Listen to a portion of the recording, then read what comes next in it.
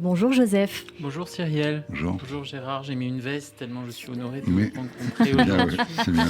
Alors d'abord, j'ai trouvé cette citation de Lorenzo, trouver sur les lèvres d'un homme et d'un honnête homme ce qu'on a soi-même dans le cœur, c'est finalement le plus grand des bonheurs. Et ça, vraiment, j'aimerais vous le dédier parce que vous Merci. dites les choses pour de bon, on va dire. Merci.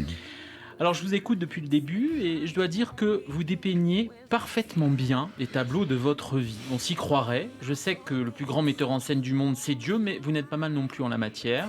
C'est gentil. Il y a d'abord le tableau de l'enfance, baigné dans cette Méditerranée maternelle, avec les gifles, les savates qui volent, ce fils unique choyé qui a peut-être la loyauté et la constance déjà en bandoulière.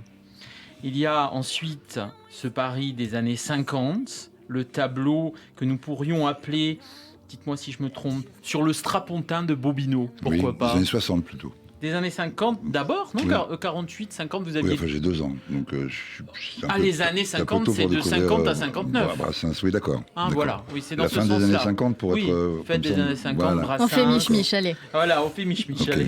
Salvador, Brassens, Barbara, d'autres figures aujourd'hui tombées dans l'oubli, mais autrefois glorifiées, comme vous le disiez. Bien sûr. Vous disiez, vous transmettent ce que je qualifierais d'éducation scénique. Mhm. Alors l'éducation scénique, qu'est-ce que c'est à votre avis? En vous écoutant, je le retranscris. C'est peut-être une rigueur teintée de passion qui distingue les grands des petits. Qu'est-ce que vous en pensez? Oui, c'est bien.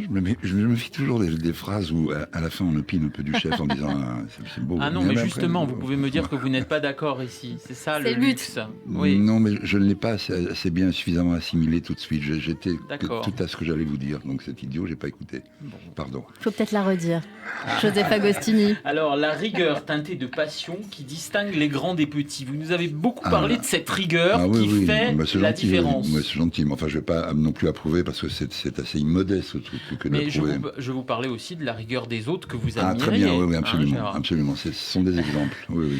Alors, j'étais destiné à faire du théâtre, nous avez aussi dit tout à l'heure. Mhm. Et il me semble que nous pouvons invoquer le destin, l'amour de la vocation, car l'amour, nous crie le louche, c'est mieux que la vie. Et je me disais en vous écoutant qu'il n'y a que le destin qui tienne en matière d'existence, l'envie de vouloir faire quelque chose contre vents et marées, sinon Dieu que la vie est tiède. Absolument, absolument. Ouais, ça, je suis tout à fait d'accord. Alors cette rue des artistes, on dirait que vous ne l'avez jamais quittée, cette famille méditerranéenne non plus. Le monde est petit, pour qui a des amitiés fidèles, des convictions trempées, pour qui n'a pas peur de l'ouvrir pour crier sa colère face au monde, pour défendre ses opinions coûte que coûte, quitte à perdre les faux amis sur les bords de la route. Je me disais aussi que vous avez dû beaucoup en perdre des faux amis, vous. Oui, beaucoup. Bon, moi, j'ai eu cette espèce de casserole où je me fâchais avec la moitié de Paris, comme si Paris était le centre du monde. En réalité, c'est le centre de leur nombril, à ceux qui m'accusent de ça. Oui, voilà. Oui, effectivement, oui. Mais les amis avec qui vous vous fâchez sont en définitive pas des amis. Oui, en fait, N'ont jamais été. on peut se prendre des vestes, des amis, des faux amis. C'est ce que vous finalement. avez fait tout à l'heure. Alors, la cuisine est le lieu de transmission entre cette mère tant aimée et vous. Et je dirais que le théâtre, cette salle rouge et or, si chaude, si habitée par les âmes, c'est un autre lieu de transmission, un autre espace, tout aussi indispensable pour l'acteur, pour l'homme, pour cette voix grave, posée, interpellante, qui nous accompagne dans nos irrévérences depuis tant d'années. N'est-ce pas ? Oui, bien sûr, mais c'est très beau ce que vous dites. Franchement, Vous êtes content de partager mon irrévérence et celle de tout le monde ici? Ah, tout à fait. Tout ce qui est irrévérencieux me convient, à condition qu'il y ait quelque chose derrière de vrai, qui ait un peu de lumière, de folie. Bien sûr, c'est irrévérencieux pour être irrévérencieux, ça n'a aucun intérêt. Mais c'est jamais pour ça que rien avec vous. j'aime beaucoup ce que j'ai entendu tout à l'heure de Tania. Oui.